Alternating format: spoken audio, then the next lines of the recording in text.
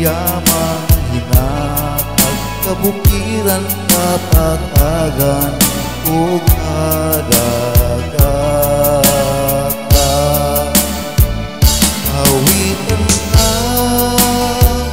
ang Ginoo, ang hari sa mga katawhan.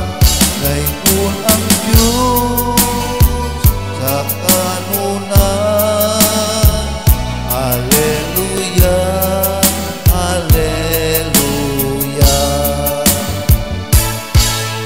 Sulod mo nga malikay sa paraan nga alkar sa Diyos ang nagbuhat sa tanan, ang labing makakagawon.